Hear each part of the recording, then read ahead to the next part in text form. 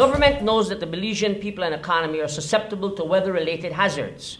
Most of the damages since 2008 have come from floods in the aftermath of heavy rains and hurricanes through the country, and has also been impacted by a lot of drought.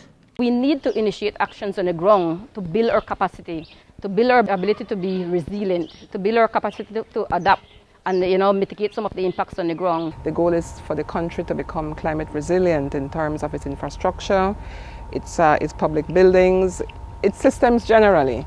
And so we wanted to put together a plan which would set out the investments which are necessary to ensure that we do become climate resilient, to be able to withstand the impact of climate change, disasters, which we understand are increasing, and which will increase. It's only a matter of time.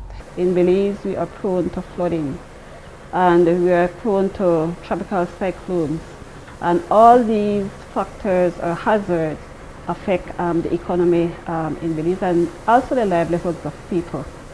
We conducted vulnerability studies in some economic sectors of Belize, and these vulnerabilities show that, especially for some sectors, example the agricultural sector with a 1 to 2 degree rise in temperature, there will be a reduction of 12 to 20% in yields, and these vulnerabilities were taken for corn, beans, and rice. Poverty is a critical factor in terms of vulnerability and disasters, because sometimes people do not have the financial resources to respond to the immediate need.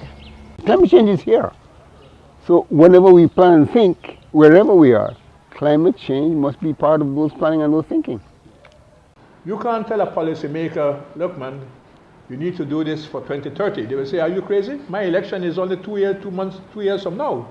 They want to plan only for 3 years. So you have to put it in a form that they will understand.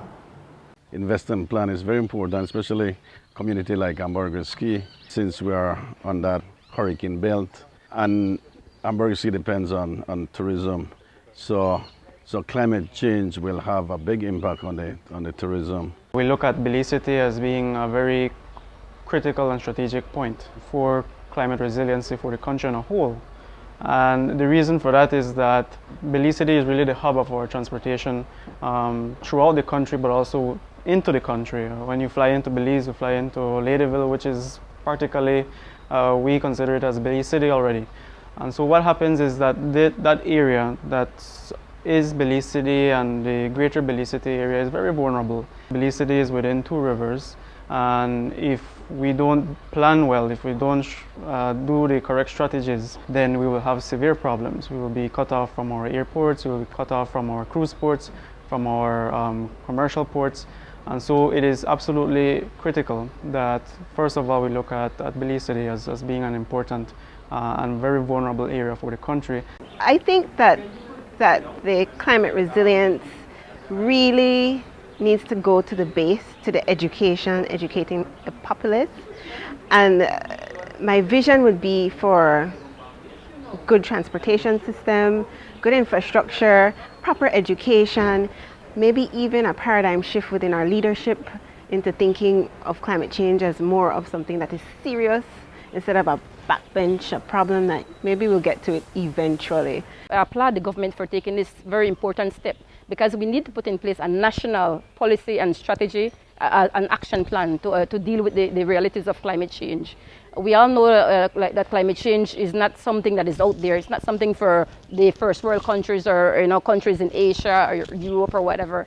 So the fact that the government is looking at doing this and looking at doing it across, this cross-sectoral approach, getting in information from the various entities, from the various government entities, from the NGOs, from the communities, this nice integrated dialogue. I think I really applaud them for taking this, very important step. To see the interest of the international community in wanting to support the government of Belize and the projects in particular, to me that is an initiative that I think is a very good one that I want to be a part of.